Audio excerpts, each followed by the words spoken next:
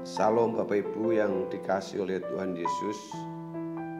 Kita kembali dalam renungan Betani Kebumen.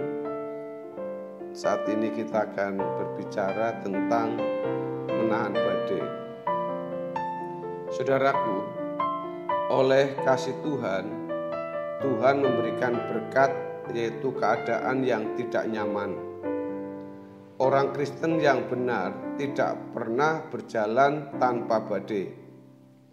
Dalam 2 Korintus pasal yang ke-12 ayat yang ke-7 sampai dengan ayat yang ke-10, firman Tuhan mengatakan, dan supaya aku jangan meninggikan diri karena penyataan-penyataan yang luar biasa itu, maka aku diberi suatu duri dalam dagingku, yaitu seorang utusan iblis untuk menggocoh aku, supaya aku jangan meninggikan diri. Tentang hal itu aku sudah 3 kali berseru kepada Tuhan, supaya utusan iblis itu mundur daripadaku. Tetapi jawab Tuhan kepadaku, cukuplah kasih karuniaku bagimu, sebab justru dalam kelemahanlah kuasaku menjadi sempurna.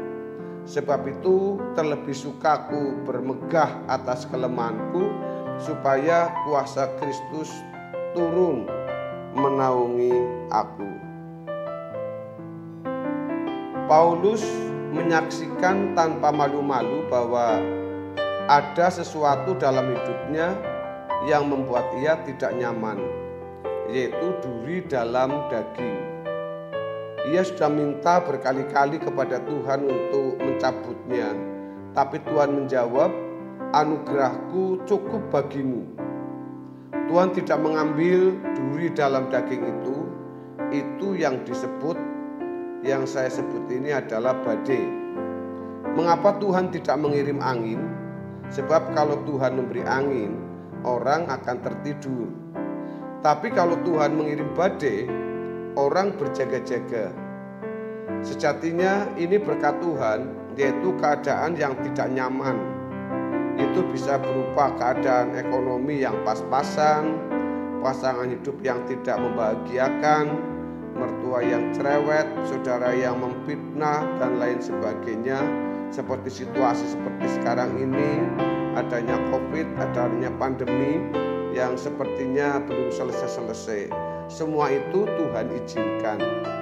Saudara, satu hal yang orang tidak sadari, bahwa setiap orang punya virus mental. Misalnya temperamen, tidak jujur, sombong. Dan ini dibangun dari pengalaman hidup. Dan ini tidak mudah sembuh. Dan manusia pintar menutupinya. Tapi yang paling menjadi badai dalam hidup ini adalah kodrat dosa. Tapi setelah kita mendengar kebenaran, melihat kesucian Bapa, lalu kita membandingkannya dengan ketelanjangan hidup kita, Tuhan beri kita kecerdasan rohani sehingga kita bisa melihat cacatnya kita. Tuhan yang benar adalah Tuhan yang tidak membahagiakan kita dengan dunia ini. Sebab kalau kita dibahagiakan oleh dunia ini, apakah itu melalui pangkat, harta, kedudukan, kita terikat olehnya. Allah memandang ke depan. Hidup ini di dunia kita hanya 70 sampai 80 tahun kalau sampai. Kondisi yang seperti ini adalah kondisi yang tidak menentu. Kalau kita membaca dalam Lukas pasal 12, Tuhan mengatakan bahwa hidup manusia tidak tergantung dari keadaan. Tuhan memandang ke depan bahwa kita adalah makhluk yang kekal. Oleh karena itu, kita harus mengerti bagaimana mempersiapkan diri menghadapi dunia yang akan datang. Maka Tuhan memberi duri dalam daging yang disebut badai. Ini tatanan, saudara. Sebab ternyata badai-badai hidup itu justru mempersiapkan kita untuk kekekalan.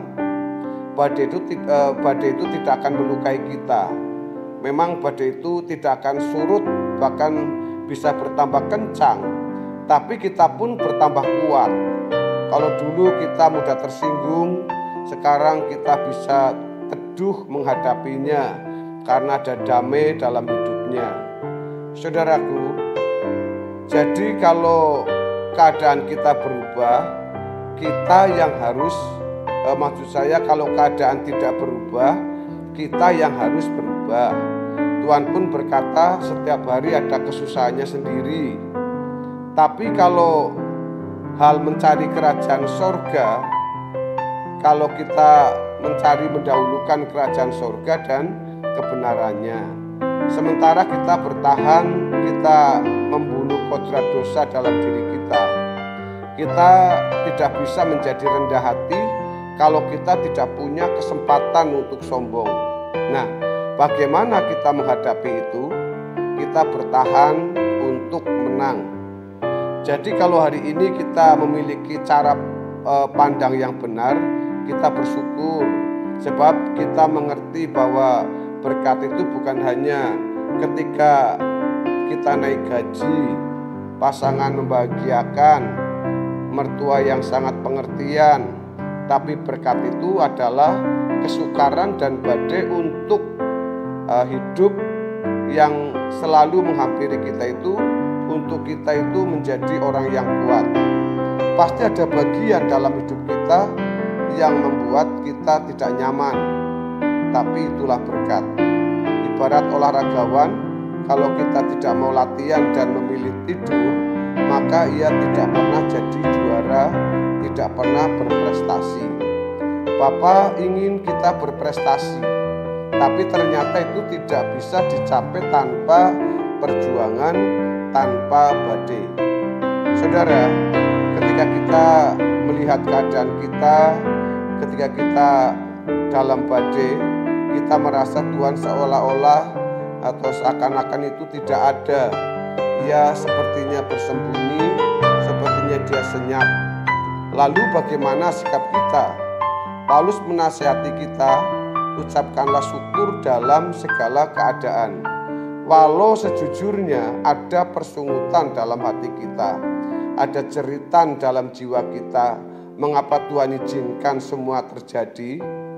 Bahkan mungkin bisa menyalahkan Tuhan, menyalahkan hamba Tuhan, menyalahkan yang lainnya.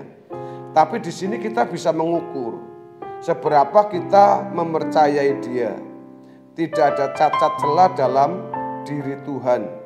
Tuhan tidak bisa dipersalahkan dalam hal apapun juga. Justru dalam keadaan seperti ini, kita belajar mengenal Tuhan dan menaruh percaya kepada Tuhan secara total, tanpa syarat, sampai kita bisa mengatakan sebagaimana pemazmur menuliskannya dalam Mazmur 73 ayat 25 sampai dengan ayat yang ke-26. Siapa gerangan ada padaku di surga selain engkau? Selain engkau tidak ada yang kuingini di bumi.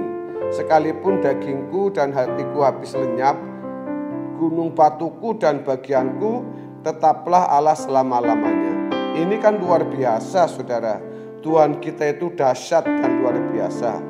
Apapun keadaan kita hari ini, mari kita belajar percaya kepada Bapa dan Tuhan Yesus. Ia tidak akan melukai kita, saudara.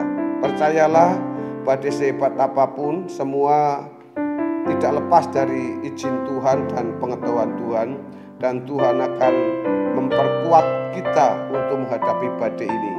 Saudaraku, kiranya kebenaran firman Tuhan hari ini memberkati kita semua. Dan saya terus berdoa, saudara semua sehat, diberkati Tuhan, selalu dalam bimbingan dan tuntunan Tuhan.